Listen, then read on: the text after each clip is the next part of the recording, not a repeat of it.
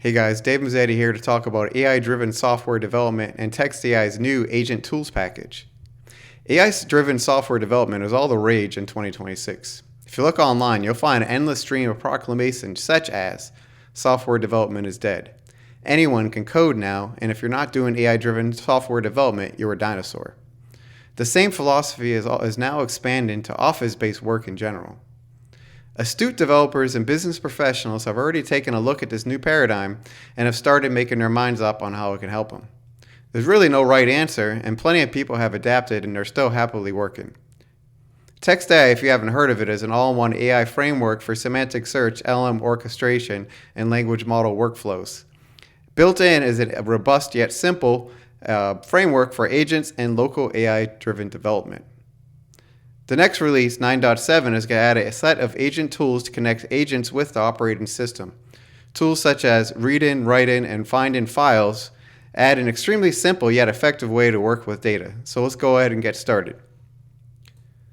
As with all TxtAI notebooks, first step is installing TxtAI and all dependencies, and you'll see here we're just installing TxtAI from GitHub. You can also install it from pip once it's actually pushed. For right now, since given that as of this notebook, it is still not deployed yet, you have to install from GitHub. And we're also going to use a set of working files from TxtAI's GitHub repository, pull them down for this demonstration. Looking at the agent toolkit, these are the tools that are available. You have a bash shell command, which just runs a bash command through a sub-process. Is limited to a set of really read-only operations such as find or grep, glob, commands such as that. Edit takes a file, edits it, and then returns a diff. The glob tool will just find match in files. Grep will look within the files and find matches there. There's a limited Python action, which just runs a set of limited packages that you could just use for testing. You can configure that as needed. There's a very powerful read tool where it can read files but also can extract text, so you can read from PDFs or Word documents, HTML, web pages, and other files, anything that's supported by Docklin or Apache Tika.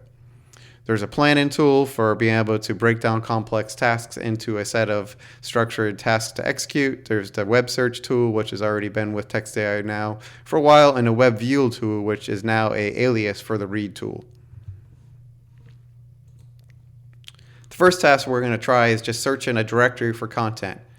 We're just going to go ahead and kind of give an alternative view on an agent-driven RAG approach, or retrieval augmented generation. So instead of actually building an index of files, we'll just have an agent go through the files and try to find what we're looking for. As you can see here, this is just a running an agent command and trying to look for files and figure out what's the recommended LLM to use. And the first step here is actually takes this agent, executes the agent, and then it tries to figure out the steps to go through. Step one is it's trying to figure out, okay, well, let's see what files we have available. It looks right in the root directory. It sees these files that are available right in the root directory, and files is the one that most likely wants to look for. The second step is the glob tool, where it's looking for files in the files directory, and it lists all the files that are available, and that's there. Next step is it calls the read tool, and it looks through a couple files in the read tool. The document PDF is one. Notice, once, like I said before, the read tool does more than just read text files. I can read PDF. So this is a PDF file and actually extracted text, and it just printed out what's available. And remember, we're looking for the recommended LLM to use. So let's look through this file here, and it's given a bunch of things. And it says large language model FLAN T5 XL. And keep in mind, this is a pretty old file from TxtAI's test suite. And so it went on to the next file. Maybe it wasn't 100% confident if that was answering the question. This is a Word document view of that, and it actually has a tables in it, and the model guide here where it says the following shows a list of suggested models, the component in the model, and large language model FLAN T5. And there's also the Mistral 7B OpenOrca. So that made the model confident enough to say, all right, I think I found the answer. Final answer is recommended LLMs according to TxtAI documentation are those two models. So that's just an example. You could have built something with RAG and actually index all those files, ran an embeddings or keyword search, got those results, and then passed that to LLM. But in this case, the agent went right through the directory and found the data. Let's try a different example here. Let's research TxtAI and write a markdown file with some facts about it. So there's nothing that it knows currently about TxtAI and the LLM itself. So the first thing it decides to do is call the web search tool looking for TxtAI AI library, and it added in Python. So you see there's just these results from the TxtAI project, TxtAI's Python library, TxtAI's GitHub documentation, a couple of examples, just anything that was returned. And then the agent decides, all right, the next step here based on those results is to read one of the results, which is the TxtAI GitHub page. So it goes and it grabs the README markdown file. And once again, it's going to print out that content so we could see what the agent's seeing. And this is just the TxtAI README. And it's going through, it's kind of learning about what TxtAI has to offer, just like a person who was reading a website. Next step is saying, all right, well, I'm not 100% confident, so let me go look a little bit more at some other things. Let's look at the TxtAI notebook. And GitHub, in this case, said, all right, that's too many unauthenticated requests, so it skipped over it, but the agent has no problem. It's all right, well, I'm going to skip over that and go on to the next thing. Now we're going to go on to the TxtAI documentation site, which is going to have kind of the same data, so it didn't really give you a ton. It's going to go on to another web site looking at the install. So just kind of traversing down the list of gathering as much information about TxtAI as possible. And now it says, all right, well, I think I've gathered enough information. We're going to use the right tool to write this markdown file with facts about TxtAI. And then the final answer is I've created this comprehensive markdown file. So next slide here, if everything works as according to plan, it will generate this markdown file here with just the results of its research. So pretty compelling. This is, obviously the people who are familiar with open code or cloud code or all these coding tools are going to say, so what? There's plenty of available or OpenClaw. This is just, adding these types of tools into TxtAI. So the TxtAI, the framework itself, which has access to all sorts of pipelines, all sorts of embeddings databases, can now use some of these same simple yet effective tools right from its agent framework. Let's go on to the next example, and we're going to read the BERT paper and we're going to summarize it. So you see here, read the BERT PDF and write a summary about it. And the first thing it's going to do is a read tool. It's going to go and actually pull the PDF file and then extract the text from it. And this is a truncated version of it, but you can see it actually got the text out of the PDF, and now this is what the LLM is being presented with. And it has enough information just from that long, and this is much longer than this, obviously. And it has enough information to then say, all right, I have a whole context. I'm going to write a summary. So it's going to call the right tool and write the summary to a BERT summary text file. And, if everything worked according to plan, there's going to be a text file that's generated just talking about the BERT paper and gives a general summary about it. And the full file would have a little bit more than what's in this, but this was just a demonstration of what could be printed out from an operation like this. Next example, we're going to see if we can search a code base. Let's look at the TxtAI code base, which we did pull from GitHub. And so we're going to say, all right, let's look for a RAG demo in the local TxtAI examples directory and print the content. So as you see, that first step is it's always going to print out what the task is.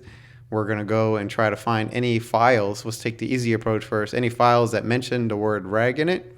And lo and behold, there's a RAG quick start. So that seems like a pretty good idea for something that could have a RAG demo in it. We'll read the file just to make sure that aligns with a RAG demo. RAG quick start's in there, and it looks like, reading this file looks like a pretty good, file to return if we're looking for a RAG demo. So the LLM has decided, yes, I've found a RAG demo. Let's print it as requested, and it prints the content of the file that it found.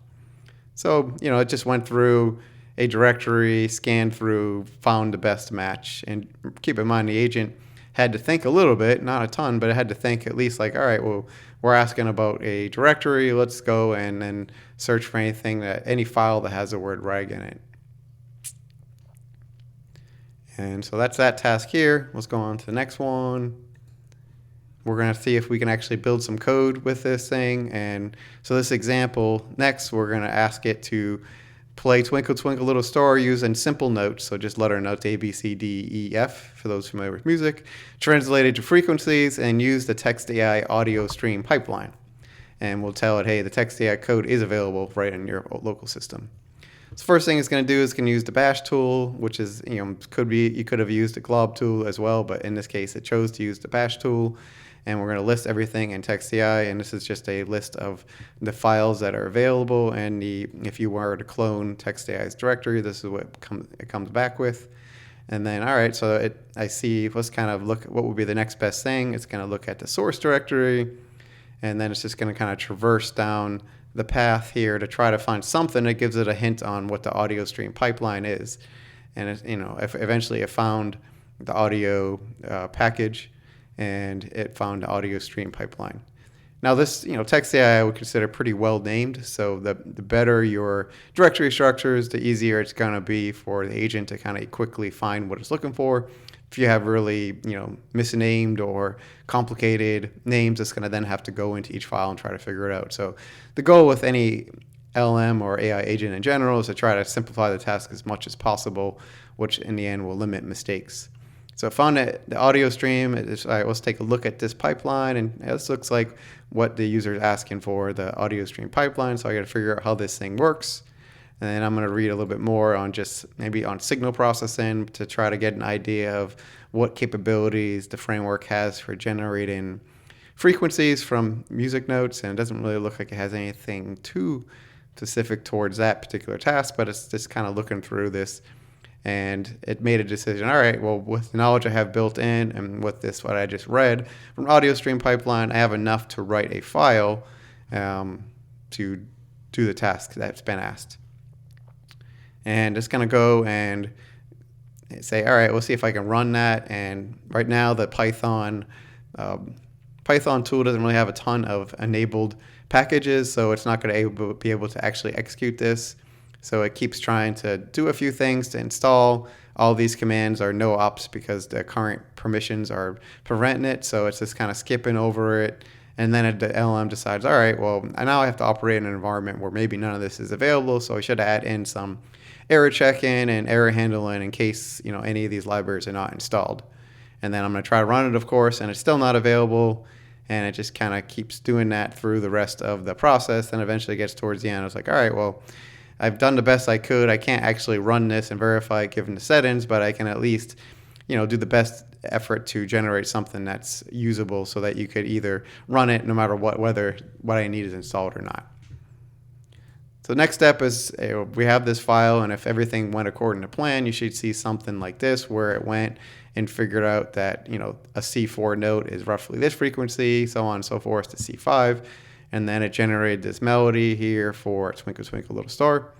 And it figured out how to actually play these notes and then how to use the audio stream pipeline to play each one of those notes. And keep in mind, the whole song itself was either researched from the web or it had the built-in knowledge from the LM, but the pipeline for audio stream pipeline was requiring it to actually go look and figure out how to use that. So pretty impressive that it's able to do all of this and write working code from just a simple command and access to a file system. Let's do one more task here and see if it could actually add a new TxtAI pipeline. So I want to update TxtAI to add a new pipeline. This pipeline should replace the input text with a new pattern. So really simple pipeline just for demonstrated purposes. It just takes the input text and it runs a pattern against it and then returns the updated text. We're going to try to say don't worry about testing or running the pipeline so it doesn't get in that loop at the end where it keeps trying to run it through Python or pip install. So the first step is it takes the bash tool and tries to, a different but the same exact idea as previously. It runs the find command and tries to find all Python files, and then it's looking through the pipeline directory and it's looking for text pipelines given that we're working with text. So it was smart enough to actually look at all of those pipelines and say, all right, the text one seems like the most relevant package given we're talking about replacing strings. It looks through here, it reads the it reads the text pipeline. It sees what this looks like, the text init pipeline. It reads the, kind of keeps going through the overall imports for text and pipelines in general.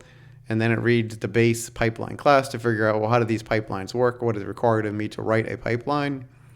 And it looks at this factory class. It's just kind of trying to scan through and figure out, how do I even write a pipeline? What is a pipeline? And so I still don't have enough information. Let me go look at an actual pipeline implementation. And in this case, this is the summary pipeline, which takes input text and summarizes it to summarized text.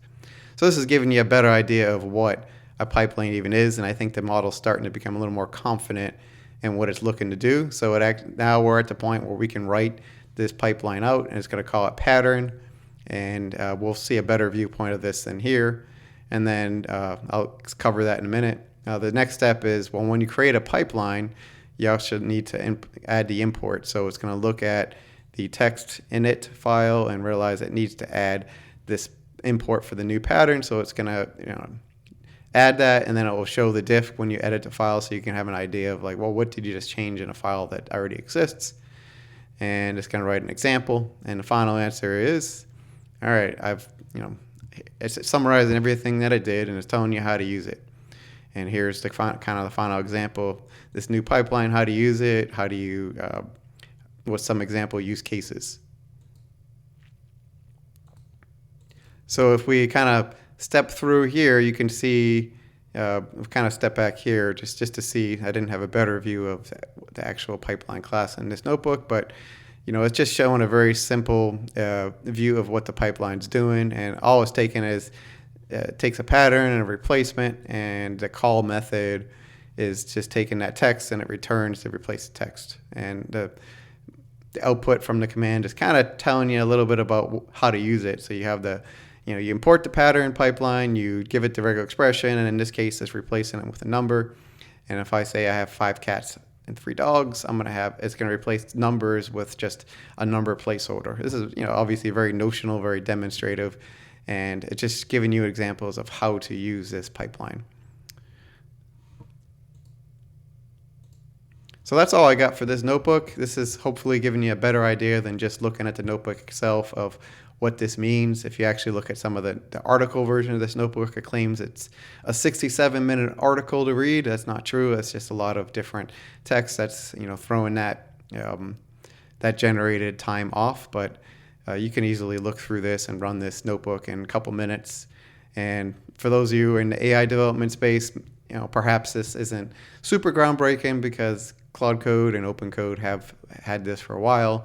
I think the big powerful thing that what gives TxtAI edge here is that it also has that whole framework for pipelines, like the audio stream pipeline, for embeddings, for workflows. You can take an agent, and instead of a RAG pipeline, now you could just have an agent be a file search pipeline, and everything's built in.